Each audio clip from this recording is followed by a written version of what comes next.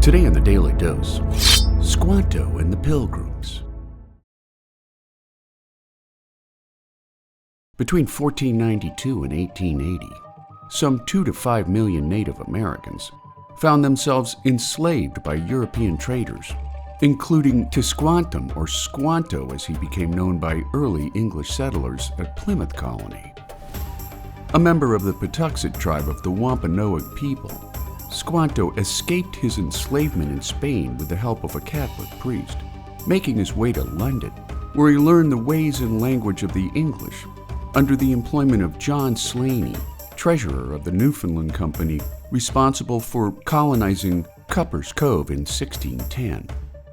Finding passage home aboard 2 separate ships, Squanto returned to Patuxet, one of 2 Native Americans ever to do so, discovering the bleached bones of nearly 2/3 of his people, who would perish during the Great Dying, as the Wampanoags called it, caused by an outbreak of foreign diseases borne by European explorers. He also found a ragged group of English settlers aboard the Mayflower, who had lost nearly half their original number due to disease and hypothermia after living aboard their crowded vessel during the winter of 1620 and 1621. Uniquely poised to help the Puritans survive their harsh New England environment, Squanto helped the Pilgrims form an alliance with Wampanoag leader Osamoquin, birthing an agreement that helped the Wampanoag gain a powerful ally against their sworn enemy, the Narragansett. He also taught the Pilgrims how to hunt and fish for local indigenous food sources, while teaching them to grow corn and other sustainable crops in New England's fertile soils.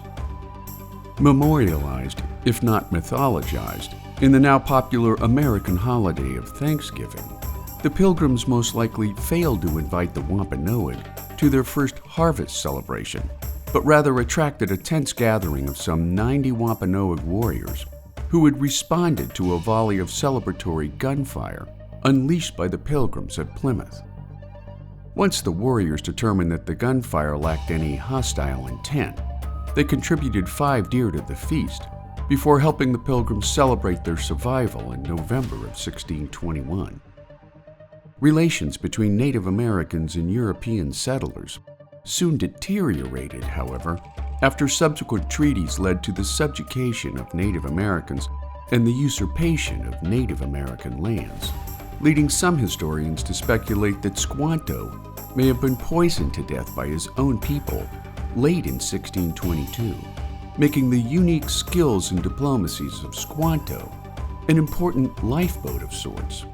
for early English settlers in the New World. And there you have it, Squanto and the Pilgrims, today on the Daily Dose. Get your nerd on with the Daily Dose, and if you enjoyed today's episode, share the link with a friend or colleague so that they too can learn something new every day.